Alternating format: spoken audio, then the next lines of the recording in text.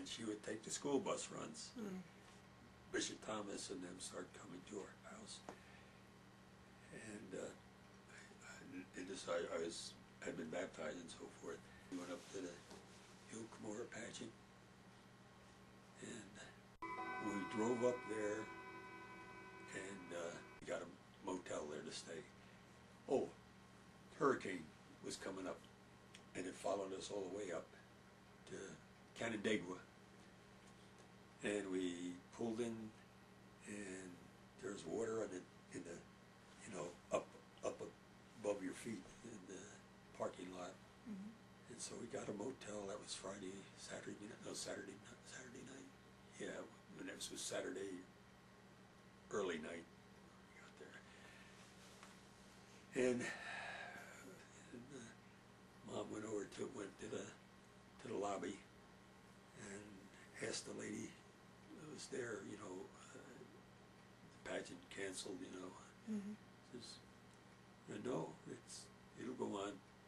And it's raining down, and says, better, if you want to get a good seat, you better go up there. Okay, so we pulled out and went up there, and at that time, it wasn't like it is now, where you parked in the fields, so we went, the street is here, and the hill is up over here, and we parked over here, and when we get up there, there's a whole pile of cars, all parked in the park. But you pull out, and it's just mud and grass and so forth. And we pulled out and waited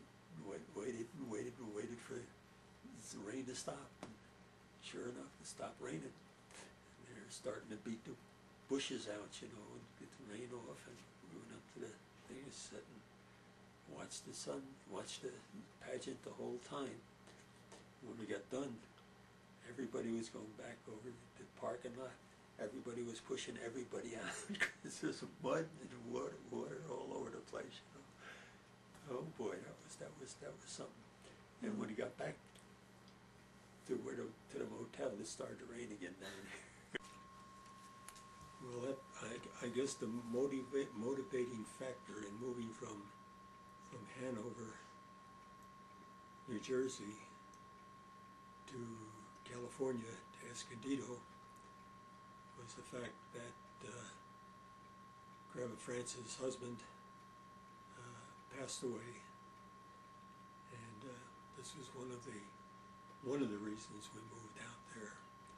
I think we moved out there also to get away from the winter weather and so forth. That was prevalent in New Jersey. We had 7 children, and in fact, John Henry was about the same age when we moved out there as Joanne was when we moved back to New Jersey from California. We had a lot of. First, we had to sell a house, and I don't think it took too long in selling it, because we'd done quite a lot of remodeling in the house, where we closed in an area between the garage and where it used to be a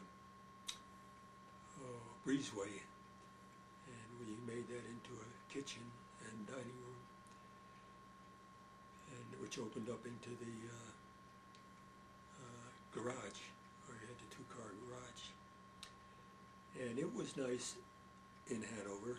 We'd stayed there, I guess, if nothing happened with Grandpa Frances. After Grandpa Frances died, Grandma Frances was by herself, and we felt that it would be nicer for her because Joanne was in her senior year in high school, and she'd go out and keep Grandma Frances company and let her run the errands and so forth and so on. And Grandma Frances was amenable to that. And at the time, at the first, initially, at any rate, we sent Joanne out there, and she was going to go to high school, finish her high school there. She'd be a senior. And things worked out fine for a little while, and then we got a call from Grandma Frances that maybe Joanne was being taken up by this young missionary, returned missionary. And of course, before Joanne went out there, we told Joanne and Grandma Frances that, you know, you come home from, or come right home from Mutual, you do this, you do that, you do this, and so on. And of course, once she met John Cameraman, Grandma Frances was kind of apprehensive about what would happen. And so Joanne had gone to high school out there for a short time, and then it was deemed advisable that she come back to roost in her own home. Of course, during the interim, they had seen one another and gone out dating one another a few times. And I remember when she went home, they were corresponding back and forth with one another. And I remember Mom said something about what he said about, you know, we always held hands when we went anywhere, you know. And thought that we're not as old as they may think we are. But yeah, we went over there, and they had General Motors had their one of their automobile displays, had a big, huge building, and had ramps coming down, and they'd give you rides in their new automobile. They could, you know, take about maybe a mile or so, but the buildings were all huge. I don't know. I think this is when they had it in the Flushing Meadows, Joanne. Because Mom, one of the church built a beautiful exhibit type thing. It has that movie. Do you remember that movie? That's first movie that they had, Man's Search for Happiness. That was in the World's Fair when it first started, and went through that. And I remember after that we went to, there's what's a famous sculpture? It's Christ, and it's white. There was one of the exhibits there for LDS Church, and two of the priests that were there came over to the forgotten the name of our building for LDS. It had Man's Search for Happiness, and they talked to one of the what do you call it, like an usher and so forth. He said, "We've got the dead Christ,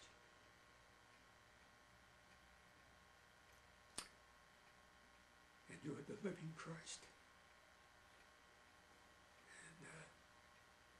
And it was the exhibit was very well portrayed, and Man's Search for Happiness, and a lot of, because it was on what. And when you come out of the subway, it goes into the World's Fair, and right in the beginning of the fair is where process exhibit was.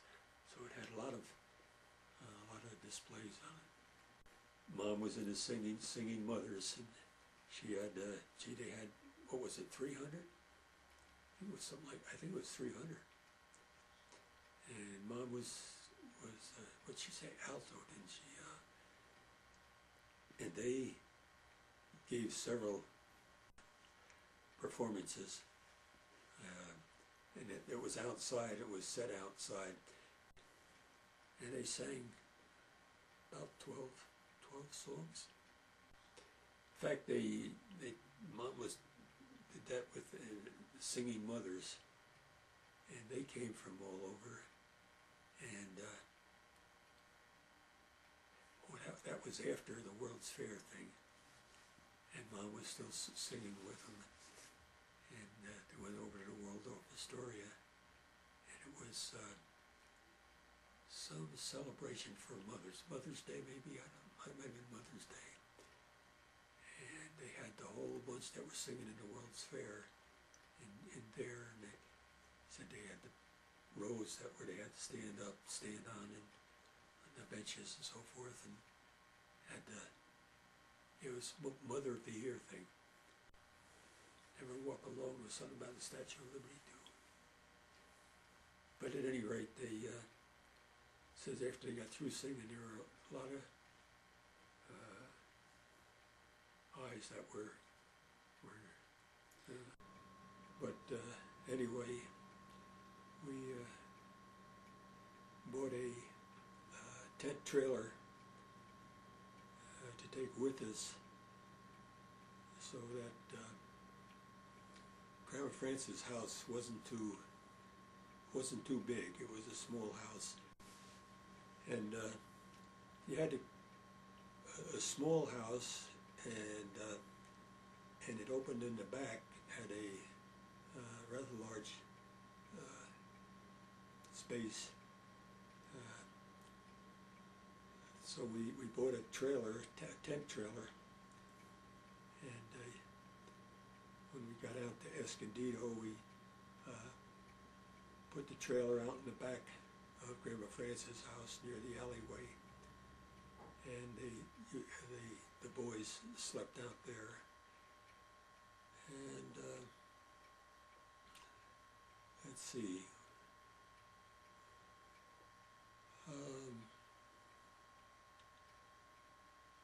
We did it for Grandma Frances, but we did it for ourselves too. I think we wanted to get out away from the snow and the ice and so forth. And let's see. Craig stayed back, yeah, because Craig had a girlfriend by the name of Molly. And Craig wasn't going to do anything he didn't want to do, and he did that all his life. Craig was unique, bless his heart. Before we left, we went up and found a basement apartment in Lake Hiawatha, and took a lot of our. We furnished it with the furnishings we had in the house in New Jersey, and so he had bed, couch, and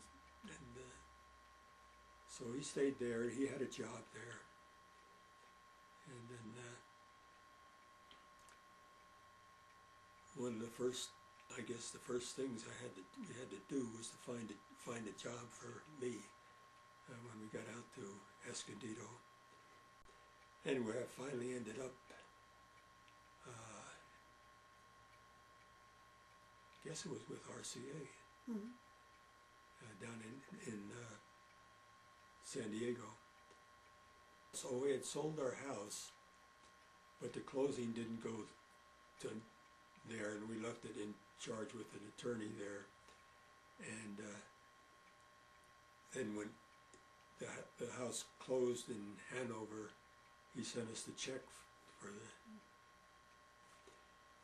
and then we could start looking for another